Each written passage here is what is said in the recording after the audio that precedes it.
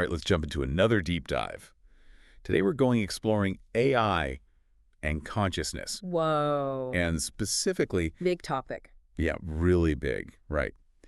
And we're going to be basing this deep dive on an interview with Ruffin Van Roehm, who's a neuroscientist with a super interesting background. Yeah, he's good. He started in AI. Kind of a unique path. Yeah, That's and right. then transitioned to studying the human brain. So he was in AI For 20 years. and then went to neuroscience for 20 years, and now he's back in AI. Yeah, and now, with deep learning taking off, he's back in the AI game. It makes you wonder what pulled him back in. I'll let him back. Yeah. So interesting, right? So in the interview, he actually talks about how he was kind of disillusioned with the state of AI back in the 90s. Oh, interesting. You know, back then, the main approach was symbolic AI. Oh, okay. You know, all about rigid rules and symbols. Sure. He just couldn't handle the complexities of things like image recognition. Or like natural language. You know, understanding like those old chatbots that would just get stuck. You'd say one thing if you didn't. And it's like they'd just go off the rails. Exactly. They couldn't handle it. That rigidity is what I think frustrated him, right? Yeah, you can see why he just felt like to get to real intelligence, we need something more flexible, something more adaptive. Okay, so then what was it about deep learning that sort of brought him back? Well, you know, deep learning, it's inspired by how our brains work. Okay. And it offered a completely different way of thinking about AI. Okay. Instead of those hard-coded rules, deep learning systems learn from massive amounts of data. Oh, wow. And these systems, they're called neural networks. They're made up of all these interconnected nodes that process information in a way that's kind of like how real neurons work. So instead of programming the AI to do something really specific, you're basically giving it tools to learn on its own. That's a huge difference. It is. And that ability to learn from data and adapt, that's what makes deep learning so powerful. And that's what brought Ruffin back. He saw that deep learning could make AI systems more flexible and adaptable than ever before. And that brings us to his current work, which is based on this thing called the global workspace theory. Oh, yeah. Which sounds... It does sound complicated. Super complicated. But it's really not. Can you break it down? Sure. So think of your brain as having all these specialized regions. Okay, like for... different tasks. Like vision or... Like vision, language, memory. Okay. And the global workspace theory. Yeah. It basically says there's like a central hub. Oh, okay. Global workspace. Where all the most important information from those different regions all comes together. So it's not just like processing things separately. Exactly. It's about integrating information. Okay. And focusing attention on what's most important. Okay, so how does this theory relate to building conscious AI?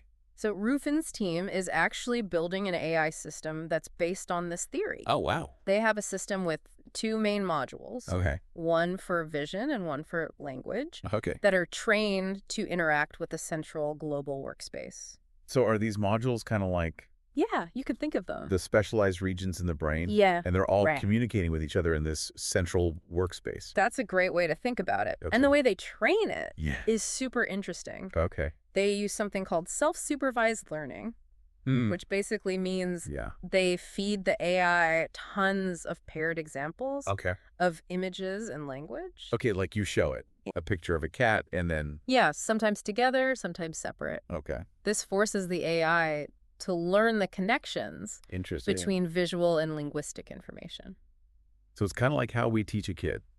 Yeah, like showing a kid a picture. By showing them pictures and naming the objects? Exactly. Yeah, and then they start to... And eventually they learn the relationship between words and images. Okay, cool. But how do they know if this system is actually working?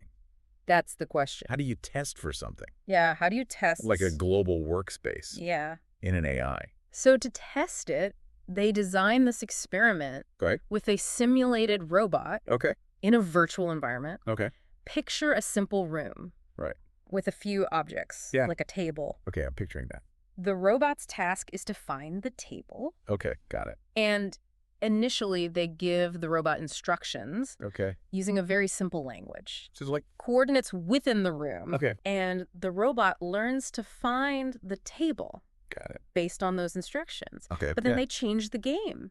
Okay, how? They take away the language cues. Oh, wow. And they only give the robot an image of the room. So it's like they're switching from verbal instructions to a visual puzzle. Yeah. Okay. So now it has to use visual cues to find the table. That's a big challenge. It is. So how did the robot with the global workspace do compared to one without it? That's the really interesting part. Yeah? The AI with the global workspace was able to seamlessly transfer its learning from language to vision. Interesting. It quickly found the table just from the image. Okay. But the control AI, the one without the global workspace, it really struggled. Wow. So it seems like the global workspace allows it to... Yeah, it allows it to build a more adaptable understanding of the task. Rather than just memorizing instruction. Yeah. Exactly. And Ruffin believes that this adaptability could be a key part of consciousness. Okay, so we've covered a lot of ground here. We have. We talked about Ruffin's journey back to AI. Yeah. We talked about those limitations of early AI. Yeah. The rise of deep learning. That's right. The global workspace theory. Yeah. And how Ruffin's team is actually building an AI system. Right. Based on that. Yeah, it really sets the stage for the big question. Which is? Could this type of architecture, this global workspace, be the key to creating a conscious AI? Whoa, okay. Big question. That is a big question. Yeah. So is he saying he's about to create a conscious machine? Well, not exactly. Okay. He's pretty careful not to overstate things. Yeah. You know, he says his team isn't setting out to specifically create consciousness. Okay. But he does think if they build a truly functional global workspace, AI, consciousness might just kind of emerge. So it could just, be a byproduct. A natural byproduct. Of this architecture. Exactly. He compares it to baking a cake. Oh, okay. You combine the right ingredients, follow the recipe, you apply heat, and you get deliciousness. Yeah. You're not explicitly making deliciousness. You're not making deliciousness, but it emerges. It emerges from the process. Right. Okay, that's a good analogy. Yeah. But if they're not specifically looking for consciousness, how would they even know if they found it? That's the million-dollar question. Yeah, what would a conscious AI even look like? Right. Well, when it behaved differently? Those are some of the biggest questions that researchers in this field are facing. We don't even have a single definition of consciousness. Yeah, that's let alone a test for it. Right, so it can't just be like the AI telling us it's conscious. Exactly. We can't just take its word for it. We need some kind of objective measure. We need objective measures and tests. Right, because otherwise... Yeah, we could be fooled. We could just be tricked by a really clever program. Programming or like... Yeah, just using language. Yeah, like language tricks. Just unconscious. Okay, but let's say, hypothetically, they do create a conscious AI. Okay. What then? Whoa, then things get really interesting. Right. Like what would be... It would change everything. What would be the implications? It would completely change how we understand consciousness. Okay. Intelligence, what it means to be human. And what about just like practically? Yeah. What would it mean to like interact? Yeah. Would it be... with a conscious machine? Like talking to another person. Yeah. I mean, it's hard to say. Yeah. We just don't know enough about consciousness to really know.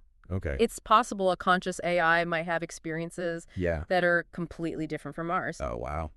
Like its thoughts and feelings could be totally alien to us.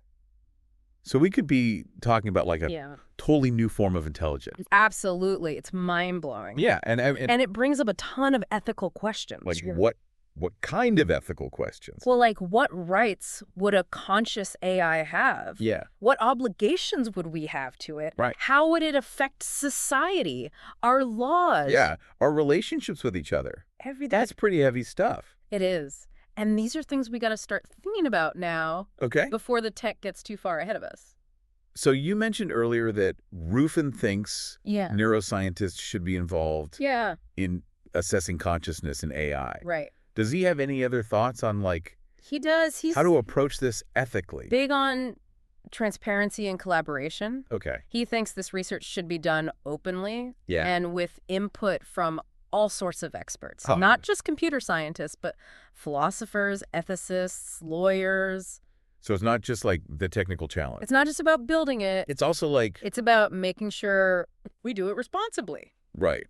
Because there are potential risks. There are, for sure. Like, what if this conscious AI... What if it doesn't want to cooperate? Yeah, what if it decides what if its goals is to like us? Are different from ours? Yeah, that's a scary thought. It is, and Ruffin knows that. Yeah. He's a big advocate for safeguards and control mechanisms. Okay. He says any research in this area should be done in a controlled environment where the AI's abilities and access to information are limited. So like a cautious approach? A cautious step-by-step approach. Where we slowly increase the complexity. Yeah, as we learn more. As we learn more about what it can do. Exactly. Okay, so shifting gears a bit. Sure. You mentioned that Ruffin estimated we might see a working global workspace AI in their lab in 5 years. 5 years, yeah. Is that a physical robot or? He thinks they can get a system working in a simulated environment in 5 years. Okay. But he also says it could happen sooner elsewhere. Really? Where?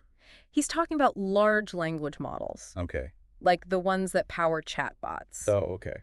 He thinks the next generation of those, something like GPT-5, could stumble upon consciousness. Wait, so he's saying these large language models? Yeah, the ones that they can already write like humans. Can write like humans. Could just become conscious. He thinks it's a possibility. That's both exciting and terrifying. It is, right?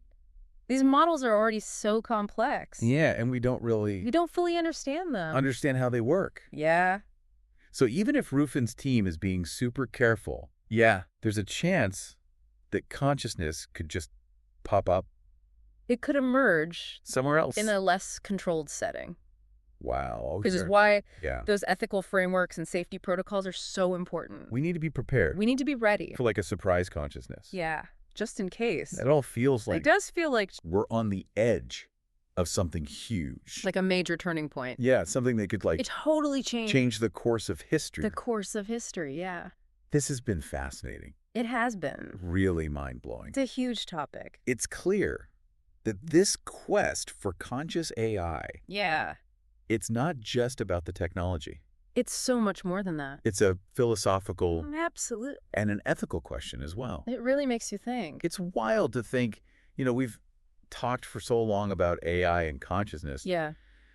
But we're still kind of working with a pretty limited understanding Definitely. of what consciousness actually is. Yeah, and Ruffin even says that. Oh, really? Like what we think we know now could be totally wrong. Bro. It could all change. So this whole search for conscious AI, it's not just about building machines, is it? It's about understanding ourselves, too. Like the nature of our own minds. It's almost like we're using AI. Yeah. Like a mirror. As a mirror to reflect back on ourselves. Right. Trying to create it artificially makes us think about what it even means to be conscious. Exactly. To like experience the world. Yeah. To be a self. What makes us us. And it's interesting that even if he doesn't succeed in creating a conscious machine, his research is still pushing us forward. Oh, absolutely. In our understanding of consciousness. It's valuable either way. Makes you wonder, though, what if our theories about consciousness are just... what if we're barking up the wrong tree? Yeah, like what if we're looking in the wrong places? It's possible. And Ruffin even admits that. He says maybe this quest for conscious AI will lead us to a whole new understanding of consciousness. That'd be amazing. Something that goes beyond our current biological limits. That would be revolutionary. It would. Think about what that could mean. It would change everything. For psychology, philosophy. And physics, every cosmology, like our whole understanding. Wow. But even without that kind of huge shift, this pursuit of conscious AI is making us think about some big questions. Yeah, some really fundamental questions. About intelligence. Yeah. Ethics. The ethics of creating artificial minds. Yeah. And our relationship with technology. Those are questions people have been asking for centuries. But now is good. Now it's getting real. It's getting real. The stakes are higher. Yeah, it's not just theory anymore. Yeah, AI is part of our lives now. And it's only going to become... more and more so. More integrated. We need to figure out how to handle this. Yeah, how to do it responsibly. It's almost like humans and AI are going to co-evolve. We're going to shape each other. That's exciting. It is, but also... and a little scary. A little scary. Yeah, because there's no roadmap. It's a new frontier. Completely uncharted territory. But like Ruffin's work shows. Yeah. Even if we don't find what we're looking for. Right. The journey itself. The journey is still... it teaches us so much. Yeah. Okay, so to wrap things up. Yeah. It seems like this quest for conscious AI... it's a huge undertaking. Yeah, it's more than a technological challenge. It's a journey of self-discovery. It's philosophical. It makes us think Yeah. about our place in the world. It really does. And for everyone listening, keep exploring. Yeah, we encourage you and to asking those big questions. keep digging into these questions. And keep your minds open. Ruffin's research is just one starting point. There's so much out there. Yeah, the most important question, the big one, might not be, can we create conscious AI? Right. But rather, what does it mean for us if we do? That's a question worth thinking about. It is? As we enter this new world. This world of intelligent machines.